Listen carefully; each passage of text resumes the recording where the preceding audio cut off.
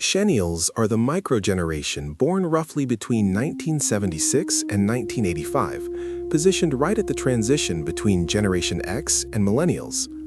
They grew up in an analog world and stepped into adulthood just as life rapidly went digital. That timing matters because it shaped how their minds learned to adapt. They remember life without the internet, without smartphones, without instant answers. And yet, they also became fluent in the digital world as it emerged. This placed them in a unique psychological position, old enough to remember what came before, young enough to learn what came next without fear. This background created a generation that can sit with silence without panic, but also move quickly when circumstances change.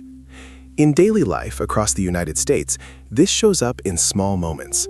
When the internet goes down, many Xennials don't immediately spiral. They remember road trips with no signal, waiting in line at Blockbuster, evenings with nothing but the radio or a book. During lockdowns, when many people struggled with stillness, Xennials were more likely to adapt to long stretches of quiet because they had practiced that skill in childhood. Xennials tend to learn new technology quickly without becoming emotionally dependent on it.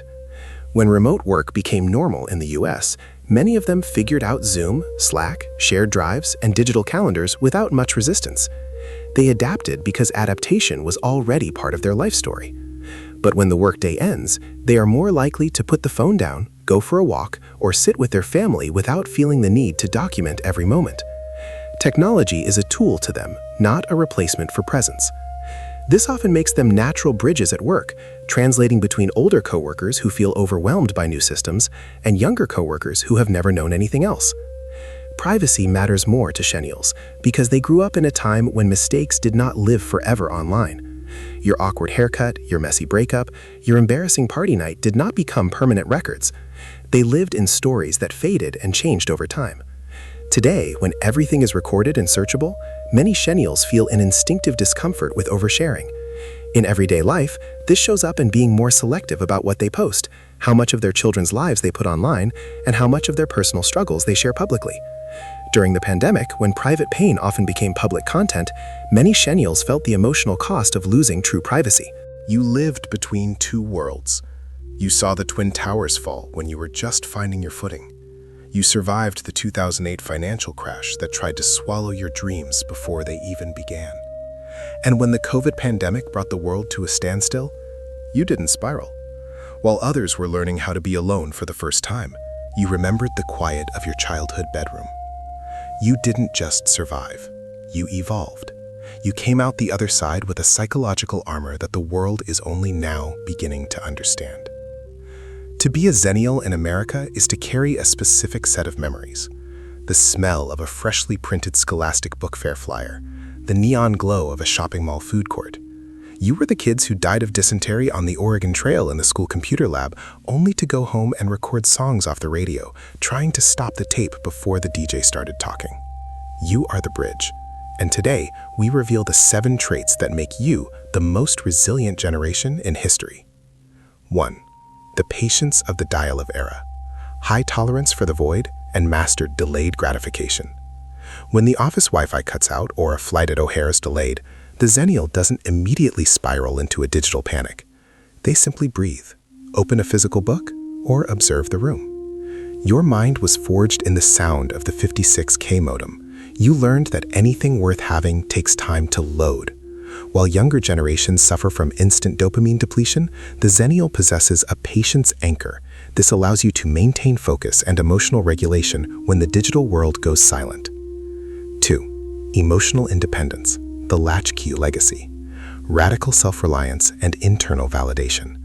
In the workplace, when a project goes off the rails, the Xennial doesn't wait for a tutorial or an email for permission. They step in, troubleshoot, and get it done without being asked. You were the original latchkey kids. You came home to an empty house, made your own snacks, and managed your own boredom. This created an adult who doesn't need constant handholding. You are the steady presence in the family and the office because you learned to trust your own judgment before you ever had a search engine to tell you what to do. 3. Digital bilingualism. Seamless fluency between analog logic and digital interfaces.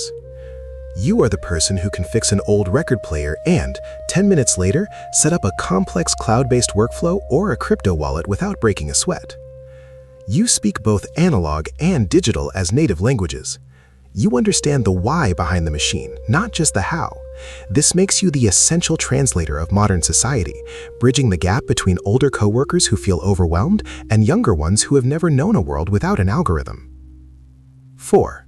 The 2008 scar, financial pragmatism. Strategic caution born from systemic trauma. You are the one with the untouched emergency fund. You look at housing bubbles and market hype with a cold, analytical eye rather than FOMO. You entered the job market exactly when the American dream collapsed in the 2008 crash.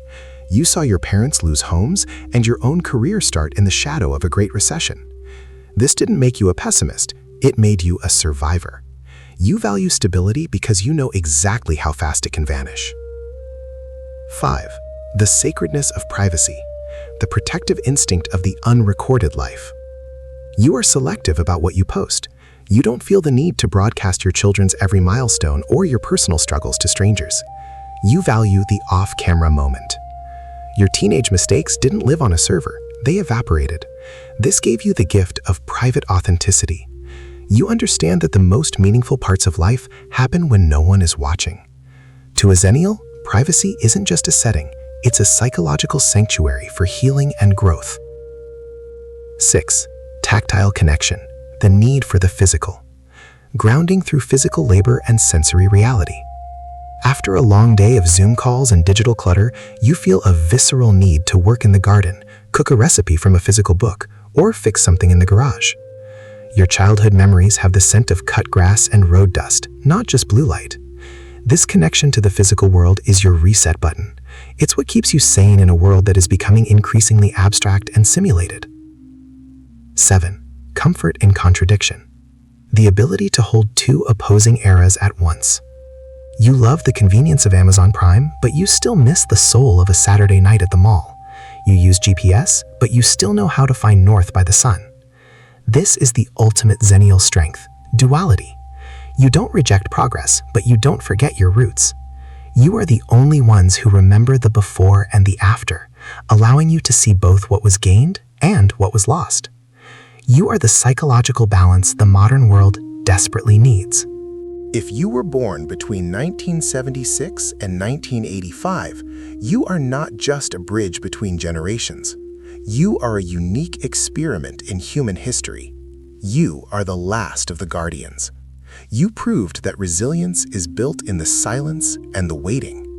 The world is moving faster and faster, but you have the power to slow it down. You survived the digital revolution, the towers falling, the financial crashes, and the global isolation. And you came out the other side stronger, calmer, and more human. If any of this felt like your story, leave a comment and say, "I'm a Xennial." Tell us which part of this journey you relate to the most. This is the Xennial File. End of transmission.